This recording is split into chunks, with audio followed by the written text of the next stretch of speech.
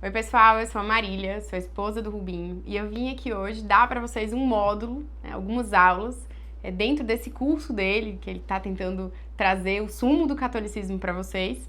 E a minha parte, eu vou falar um pouquinho para vocês sobre os vícios capitais, sobre os pecados capitais, como comumente as pessoas falam, né? O que a gente precisa saber? Quando a gente fala de pecado, isso é uma coisa que está aspergido em todos os lugares da sociedade, as pessoas torcem o nariz. Então, quando você vai dar aula de religião nas grandes escolas católicas hoje em dia, você é proibido de falar a palavra pecado. Porque o pecado, ele é compreendido hoje pela nossa sociedade como a ordenação de um Deus mau, né? Um demiurgo, um Deus cheio de vontades, que exigisse de seus filhos determinadas ações moralistas, puritanas, né?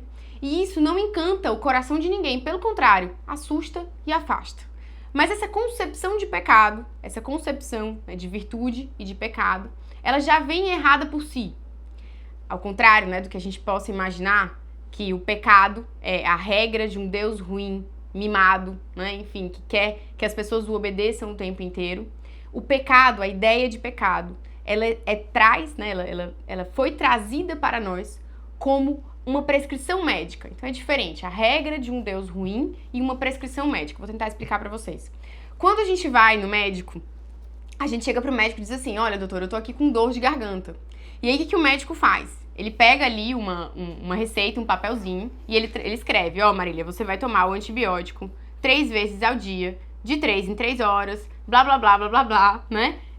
Tantos miligramas, desta forma aqui, você não vai beber, né? Eu não sei nem se existe mais isso de não pode mais beber tomando antibiótico. E você vai tentar evitar exercícios físicos, etc, etc. Então aquela prescrição é um conjunto de normas, um conjunto de regras. Aquele médico, ele tá mandando na sua vida, de alguma forma. Ele tá te dando uma orientação.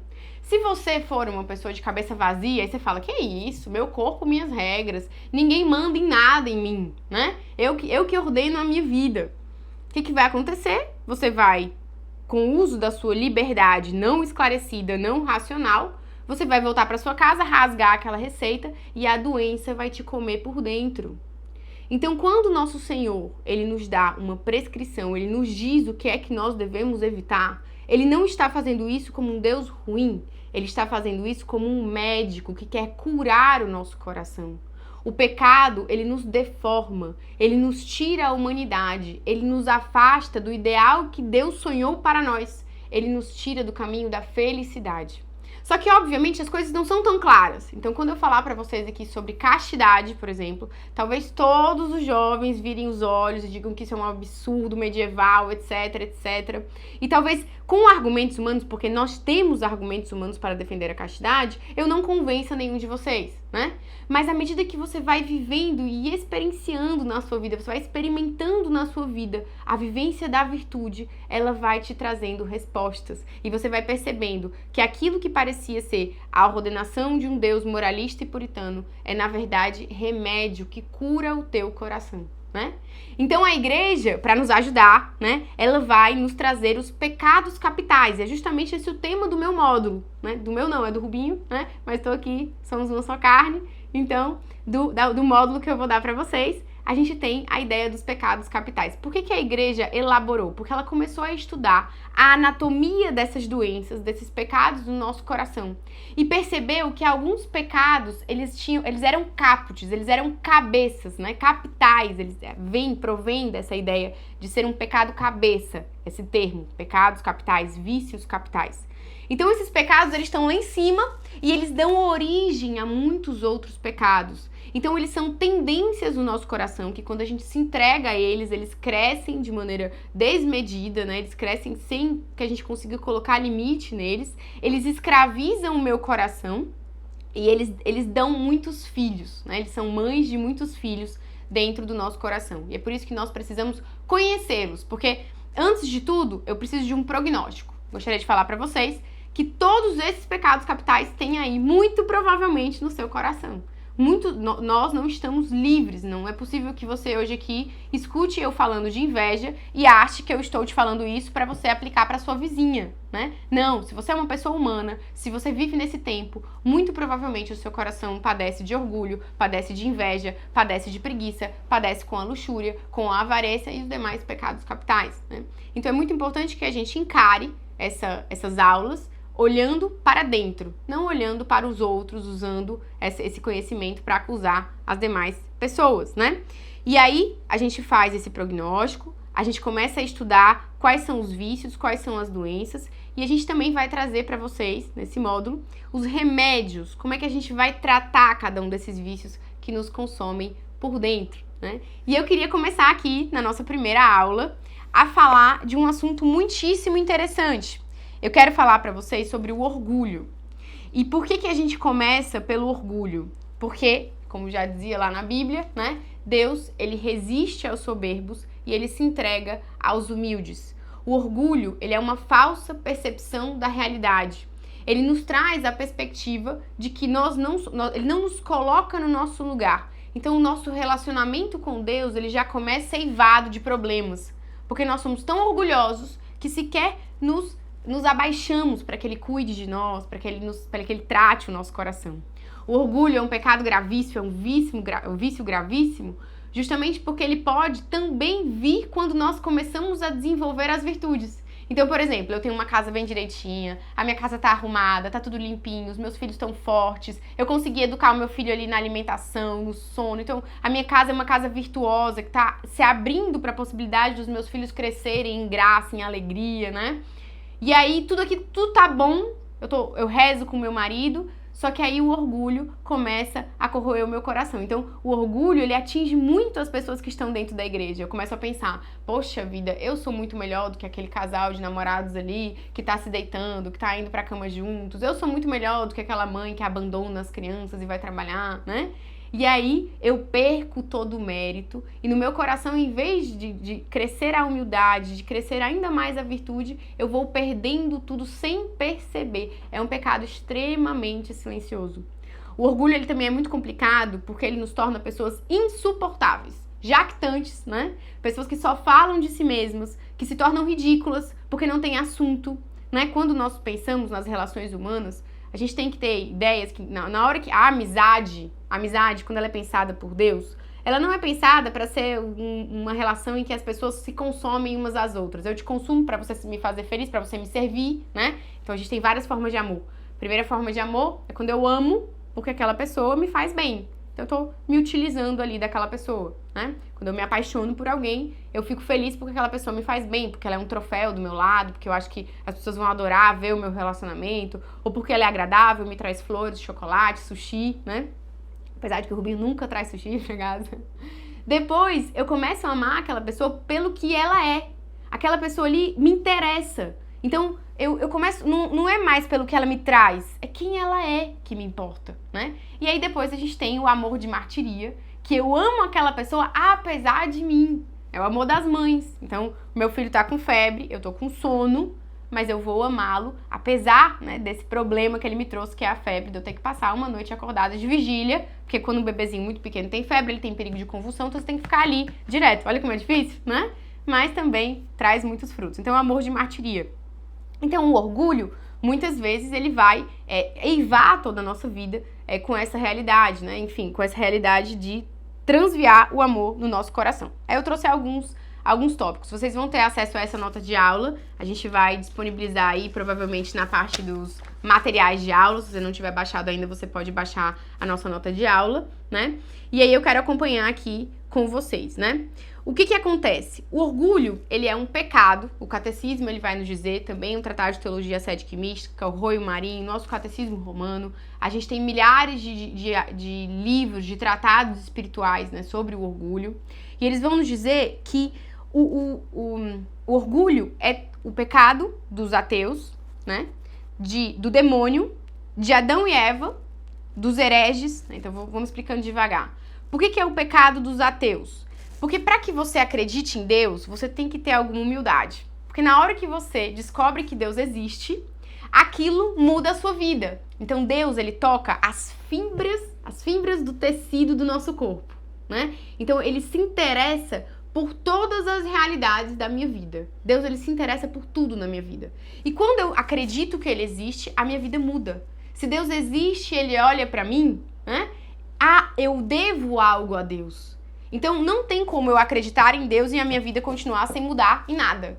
Se eu acredito em Deus, então ele criou este mundo para uma finalidade, então eu tenho uma vocação, então vale a pena servir, então existe a eternidade, então eu preciso melhorar o meu coração, então eu preciso amá-lo, né? Eu preciso adorá-lo, eu preciso devotar ali a piedade devido a ele, o temor devido a ele. Então Nietzsche dizia, né? Se não é possível que exista um Deus e eu não seja Deus. Então eu quero ser o Deus da minha vida. O ateu, ele tem esse orgulho. Eu não quero que ninguém me mande fazer nada. E essa pseudo-liberdade, porque entendam, a liberdade cristã católica, ela é diferente da liberdade do mundo. A liberdade do mundo é um tipo de escravidão, eu vou explicar pra vocês.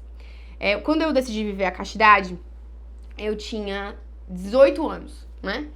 E aí eu tava numa festa de casamento com as minhas primas, e a castidade não é só não fazer sexo antes do casamento, é não se relacionar de maneira leviana. E eu tava nesse casamento com todas as minhas primas, e tinha um menino dando em cima de mim. E o menino era muito legal. Era um menino legal, gente boa. E todas as meninas da festa estavam ali de olho com esse menino. E o menino veio atrás de mim. E aí eu falei, não vai dar certo porque eu quero ter o meu coração para Deus. Esses relacionamentos não saciam mais a minha alma. Eu não quero mais isso daqui, né? Só que como a gente jovem acaba tendo um coração muito frívolo, eu falei, vou embora do casamento mais cedo. A gente tava numa pousada. Vou embora pra casa dos meus pais, né? E aí vou deixar a festa aí. Pra mim vai ser melhor porque, né? Melhor morrer do que pecar. Mentira, né? Melhor sair da festa do que pecar. E aí eu fui saindo e as minhas primas foram saindo atrás de mim. E aí nesta conversa eu não tinha leitura, eu não sabia de nada, não tinha lido Raniero Cantalamessa, não tinha lido os tratados de teologia, não tinha lido os tratados de moral, eu não tinha argumentos pra dizer pras minhas primas por que eu queria viver a castidade. E eu me lembro que neste momento eu falei, ó, isso, fui explicando, e uma prima minha se tocou de que eu desejaria casar sem me relacionar sexualmente antes do casamento. E ela olhou pra mim e disse assim, você é louca, essa sua igreja vai te tornar uma escrava, porque eu não consigo viver sem sexo. E naquele momento, eu que não tinha leitura nenhuma sobre o tema, eu consegui intuir essa realidade. Ela não consegue, mas eu consigo. E liberdade é poder escolher pelo sim ou pelo não. Então quando você pega um adicto, né? Quando você pega um cara lá drogado, ou viciado em álcool, aí o cara tá envolvido lá num roubo, aí os policiais prendem o cara dentro da cadeia, vocês sabiam dessa? Prende o cara dentro da cadeia e passa 3 dias. Todo policial fala isso, você passa 3 dias, quando é no 4º dia você chega com um mini copo de cachaça. Ele entrega até a mãe dele ao diabo, pelo mini copo de cachaça. Então, eu controlo essa pessoa. O vício te torna escravo. Por um pedacinho de cachaça, você vai pra onde eu quero, né? Pela realidade sexual, você vai pra onde eu quero. Mas a liberdade plena da virtude só tem quem vive a virtude. Eu posso escolher fazer ou não fazer o sexo, beber ou não beber a cachaça, né? Eu sou livre, eu me oriento conforme a minha razão. Eu consigo ouvir a minha vontade alta e não somente viver como um animal, né? Que vive pelos instintos, que tudo corrói. Então, se eu falo assim, hoje eu vou estudar o dia inteiro, eu estudo, eu não vou dormir. Quando eu falo eu vou fazer a dieta, eu vou fazer a dieta, eu não vou comer. Então, percebam essa liberdade verdadeira, a liberdade da virtude, né? Então, os ateus não conseguem essa liberdade. Eles acham que têm liberdade, mas na verdade são escravos dos próprios sentidos. Então, o orgulho é o pecado dos ateus. É o pecado de Lúcifer, que não admite se submeter a Deus. Então, ele começa a achar que ele é muito grandioso lá. Um dia, quem sabe, a gente vai estudar os novíssimos juntos, né? E aí esse processo de que Lúcifer olha e fala, eu não vou me submeter a Deus, muito menos ao homem, que Deus que se tornará homem, é o pecado de Lúcifer. Olha que pecado horroroso que pode estar dentro do nosso coração hoje, né? É o pecado de Adão e Eva, que queriam ser como Deus. Então a serpente diz, comerás do fruto, né? E aí saberás distinguir o bem e o mal, será como Deus, né? Então é o pecado daqueles que querem ser como Deus, que não admitem o seu lugar no mundo, que não admitem que este lugar também é digno, que acham que sempre precisam triunfar sobre os demais, né? É o pecado dos hereges. Então, por exemplo, qual é o problema? Lutero tinha um monte de problema com a igreja. Em vez dele chegar e falar assim, olha, dizem os biógrafos de Lutero que ele não conseguia viver a castidade. Em vez dele chegar e dizer, ó, eu não consigo viver a castidade, né? Ele chega e fala, não, é a castidade que tá errada. É a igreja que tá errada. Vou escrever aqui 95 teses para desconstituir a igreja, né?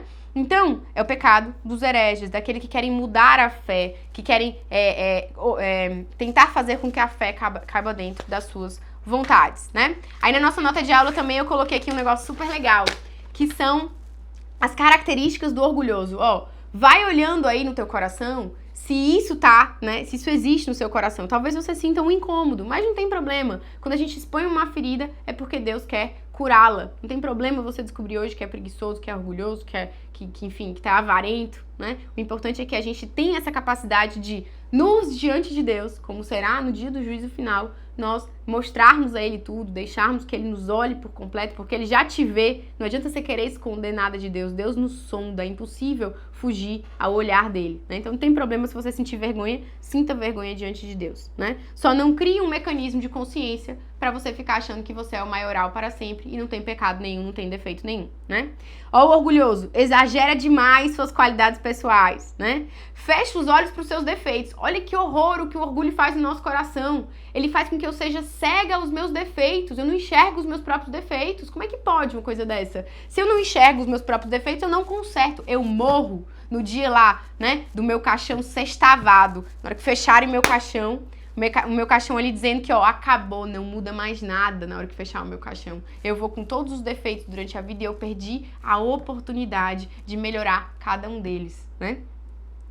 Atribui-se qualidades de que não possui, gosta de falar, de contar mentiras, né? Vivem de aparência de virtudes, aquela pessoa que senta na mesa, que gosta de falar de si, né? Que fica falando o tempo todo que tem qualidades que não tem. Ostentam virtudes objetivando a estima e não a caridade, né? Eles não querem... Por exemplo, quando eu falo de uma virtude pra vocês, eu posso falar abertamente aqui pra vocês. A castidade é real, ela existe, ela é boa e ela foi uma pérola preciosa me dada no meu relacionamento, no meu casamento, na minha noite de núpcias. Eu posso falar pra vocês, eu posso ostentar essa virtude.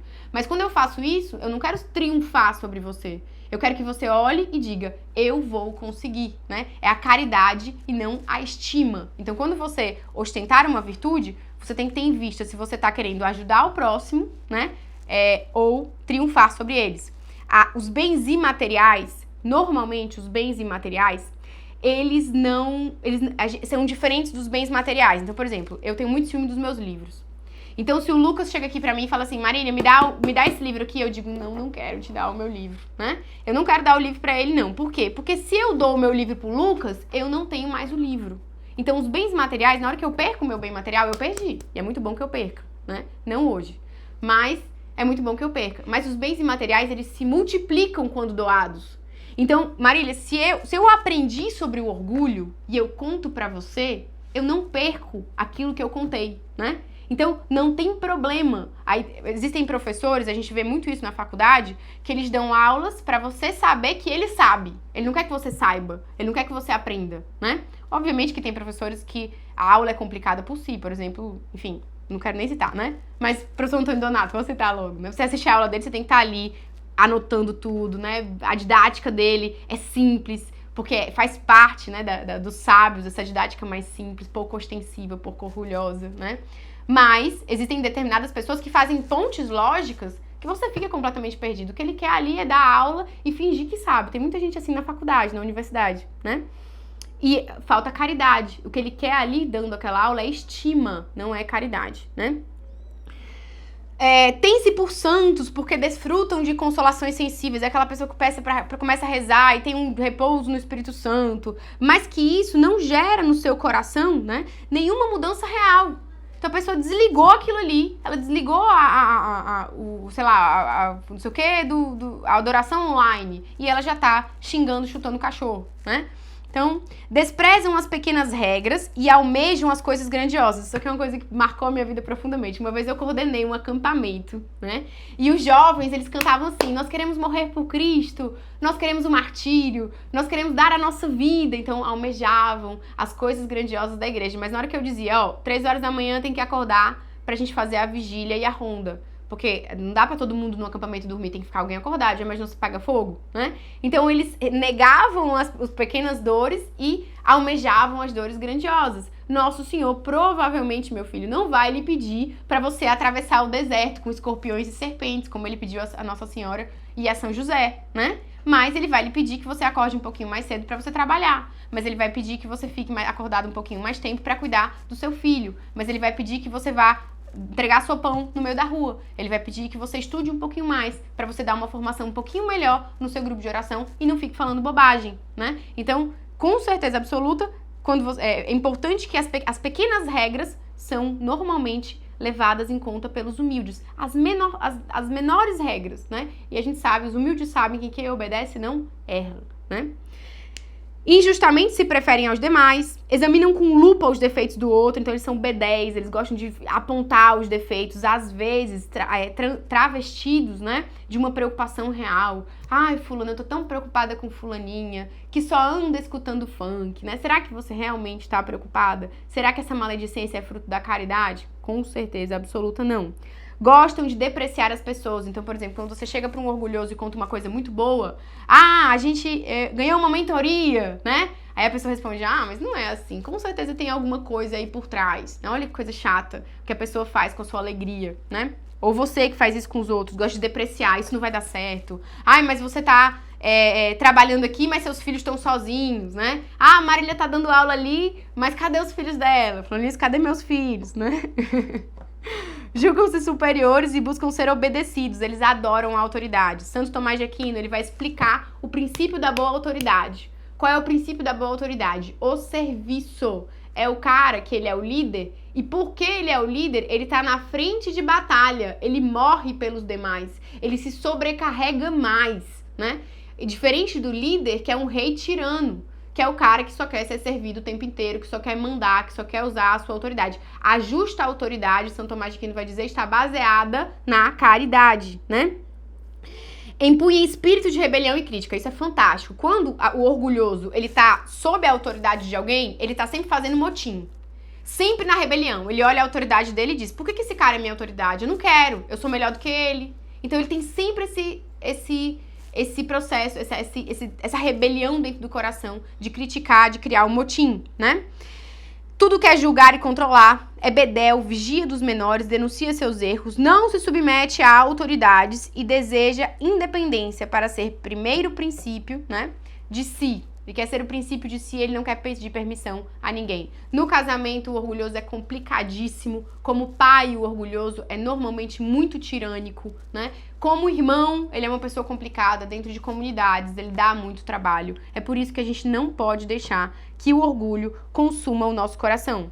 Tem muito mais coisas que eu gostaria de falar pra vocês, mas a gente tá tentando fazer essas aulas menores. Então eu vou passar logo pros remédios em relação ao orgulho, né? O que eu tenho pra falar pra vocês? Mais algumas coisas, né?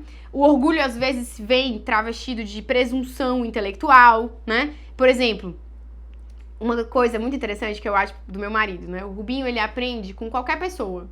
Então, às vezes ele liga para um padre amigo dele da Nicarágua para pedir uma ajuda, porque ele não conseguiu entender determinada coisa, né? Às vezes ele liga para uma pessoa mais simples e às vezes ele chama aqui o pedreiro do meio da rua para aprender também com ele. Ele toma aulas com qualquer pessoa. Se ele não souber fazer alguma coisa, ele toma aula. Isso é muito legal, né? A gente precisa ser assim. A gente aprende com qualquer pessoa. Isso faz com que a pessoa escute mais e fale menos, né? Então, ela quer saber, ela se interessa, porque ela quer sempre continuar aprendendo. A presunção intelectual, que é uma das filhas do orgulho, ela diz, né, que a gente não precisa aprender de ninguém. E outra coisa muito importante, tá muito em voga na nossa época, na nossa igreja, é isso. Ela quer que a gente empregue estudos maiores do que as nossas capacidades. Por exemplo, eu sou mãe. E quando eu virei mãe, eu detestava estudos sobre maternidade. Até hoje, eu tenho um problema seríssimo de abrir um livro sobre maternidade. Eu faço isso porque eu preciso. Eu não faço isso porque eu gosto, né? Mas porque é um saco, às vezes, aquela historinha. Você lê Santo Tomás de Aquino, existe uma poesia até na forma dele escrever, apesar dele escrever de uma forma mais simples, né? De uma forma prática, objetiva. Você lê Santa Teresa de Ávila, é uma literatura completa, poética, bonita, né? E aí você vai abrir lá o livro da mãe que escreveu. Porque tem que botar a criança pra dormir, deixar chorando e blá, blá, blá. Então, o orgulho no meu coração diz que eu tenho que empregar estudos intelectuais que não são pra mim. não são pra mim. Os meus estudos são outros, eu preciso entender. É por isso que é muito importante na nossa vida intelectual que eu tenha um mentor, uma pessoa que tá um pouquinho acima de mim pra enxergar um pouquinho além, né? E conseguir enxergar, né? O que ele pode me ajudar. Presunção moral, achar que eu tenho uma luz dentro do meu coração e que eu posso me guiar sozinha, que eu não preciso de ninguém. Presunção espiritual, né? A gente já falou sobre isso. O orgulho, ele também se torna ambição. Nós vivemos num tempo da plutocracia, ou da geração Rivotril, como dizia, né, um grande professor nosso, em que todo mundo precisa ser milionário. A gente precisa trabalhar muito. A gente precisa, né, o dinheiro é uma questão matemática, a gente precisa de dinheiro para ordenar a nossa vida. Mas essa ideia do eu só vou ser feliz quando eu me tornar milionário, esse pedágio que eu pago aí ao Deus, né, mamão, né, ao Deus do dinheiro, ele é uma coisa que pode corroer o meu coração, uma ambição desmedida. Eu só vou ser feliz quando eu tiver tudo. Eu não admito chegar num restaurante com os meus amigos e perceber que eu não sou o mais rico de todos. Esse ódio à pobreza é uma coisa muito perigosa e é uma coisa que se tornou, né, muito comum com essa sociedade do espetáculo, do Instagram, da ostentação, né, desmedida. Então, a ambição, ela é um tipo de orgulho e a gente tem que tomar muito cuidado. A pobreza, ela vai nos ser exigida, mesmo que nós sejamos muito ricos. A gente precisa ser rico pelo nosso trabalho e empobrecido pela caridade, né? Um dia, quando a gente for falar da avareza, a gente vai falar também sobre isso, que as nossas roupas, as nossas casas, os nossos carros, a gente precisa sempre purificar todas essas realidades, né? Para que nós não sejamos simplesmente vítimas dessa mentalidade absurda. Por que a geração Rivotril? Porque essa ambição desmedida surta qualquer pessoa. Porque 1% das pessoas conseguirá atingir o mais alto grau de ambição da nossa geração. O restante vai viver a vida ordinária e comum, que eu digo a vocês, às vezes é mais feliz do que as pessoas que alcançaram tudo, né? Então, Deus também tem a sorte, tem a providência, né? Enfim, depois a gente fala mais sobre isso um dia. Outra coisa, a ambição, ela pode vir do desejo de dinheiro, desejo de honra, desejo de glória, desejo de ser o professor mais legal de todos, né? Enfim. Vem também, gente, sobre a forma da vaidade, da vanglória. Eu preciso ser a moça mais bonita, eu preciso ser a moça mais inteligente, né? Eu preciso que as pessoas olhem para mim de uma maneira que demonstre o meu triunfo. Como eu já falei pra vocês, a jactância também é uma filha do orgulho, o hábito de falar de mim o tempo inteiro, ostentação, né? Que na época que a gente estudou isso daqui, tava na época da moda o funk ostentação, né? Tem até uma música pro vício. A hipocrisia, que por fim é justamente quando eu tenho tanto orgulho, eu começo a esconder os meus defeitos. Às vezes eu nem os percebo, mas às vezes eu percebo e começo a esconder. Então eu me torno hipócrita, né? Eu estou ali abusando de uma criança e exigindo que os jovens vivam a castidade. Chega a este nível, a loucura, né? O que é que o orgulho faz na nossa vida? Tá acabando? Guerra, discórdia de família, divórcio, perda da vocação. Sabe por que perde vocação? Porque o orgulhoso não se submete a ninguém. É a origem de outros pecados, o egoísmo, o ódio, todos esses pecados capitais, vocês vão perceber, esses vícios capitais, eles geram uma tribulação no coração, uma angústia, né? Perversões, infelicidades, falta de paz, isso aí tudo tá na nossa nota de aula e depois a gente vai descobrir qual o remédio contra o orgulho, a melhor parte da aula, né? A cereja aqui do nosso sorvete é que eu vou louvar a Deus. O afeto do meu coração, ele vai acordar de manhã, né, comigo e vai dizer. E prestem atenção, a minha boca vai preceder o meu coração. Eu tô aqui na minha casinha, vocês não estão vendo, mas a minha parede tá toda riscada. Os meus filhos riscaram a parede todinha. E eu vou chegar aqui e eu vou louvar a Deus. Senhor, muito obrigada pela parede que tá riscada, pelas coisas que não estão perfeitas. Eu vou amar aquilo que Deus me deu, aquilo que a providência me manifestou na minha vida. São João da Cruz vai dizer assim, ó. Um dia São João da Cruz foi preso na ordem dele, ficou dentro de uma gaiola, e aí os amigos dele começaram a escrever: vamos tirar daí, isso é injusto, essas pessoas são horríveis, bye. E ele escreve uma carta e diz assim: nada que me fazem os homens não me faz também a mão de Deus. Olha que coisa linda, né? Os problemas que eu tenho na minha vida hoje são também, né, ou providência ou permissão de Deus. Então eu vou louvar, e isso vai diminuir o meu orgulho. Vou sempre lembrar, nada sou, nada posso, nada valho, como diz Santo Agostinho. Aquilo que é ruim em mim é de mim mesmo. Aquilo que é bom foi graça de Deus. E tem que acordar no meu coração uma gratidão, né? Então a gente vai também oportunizar pequenas humilhações na nossa vida. Olha como é interessante, né? Aquilo que antes era uma coisa muito ruim, ela vai se tornar uma coisa boa. É justamente isso que nosso Senhor faz com a morte no Calvário, né? Um dia a gente vai também conversar sobre isso. Então uma coisa que era ruim se torna uma coisa boa, uma oportunidade de salvação. Vou dar um exemplo para vocês, que não tem a ver com orgulho. Mas muitas pessoas hoje sofrem de angústias muito grandes, então passam noites em claro, né? E uma vez eu vi um mestre de espiritualidade dando a seguinte orientação. No momento em que você estiver naquela noite muito difícil, que você não consegue dormir, que você sofre muito, você vai unir o seu sofrimento a Cristo. Por quê? Porque se aquela tentação, se aquela ansiedade, se aquela dor, ela for uma tentação, ela vai cessar imediatamente. Olha que coisa interessante. Por quê? Por exemplo, o diabo, ele parou de tentar Santo Antão. Por quê? Todas as vezes, na castidade. Porque todas as vezes que ele tentava Santo Antão, ele respondia de uma maneira tão heróica que o diabo estava fazendo Santo Antão santo. Não é legal essa história? Então, do mesmo jeito, se aquilo for uma tentação, existe uma profecia para nossa época que as tentações do nosso tempo, elas serão, as piores martírios do nosso tempo, eles serão psicológicos, eles serão emocionais, né? Então, se naquele momento você estiver sofrendo muito, então, em vez daquela pessoa sucumbir ao suicídio, por exemplo, ela se unir a Jesus, ela fechar os olhos dela e dizer, né? Senhor, você chorou sangue no teu momento, né? Antes ali do Calvário, naquele momento que você estava sozinho, você não tinha onde recostar a sua cabeça, e eu uno hoje esta mesma noite escura que você sofreu a minha noite escura, a sua, e aí naquele momento todo aquele sofrimento que poderia lhe fazer sucumbir, ele vai lhe levar de alguma forma à santidade. Se aquilo for uma tentação, obviamente, se aquilo for um problema biológico, se aquilo for um problema psíquico, se aquilo for um problema outra coisa, não vai acontecer absolutamente nada. Mas se aquilo for uma tentação, provavelmente ela vai parar. Porque você uniu o seu sofrimento a Jesus e está se tornando mais santo numa tentativa, né, do diabo lhe derrubar. Então, e com isso a gente precisa, então, uma coisa ruim, horrorosa, que você transformou numa coisa boa. Então, do mesmo jeito, as humilhações da vida.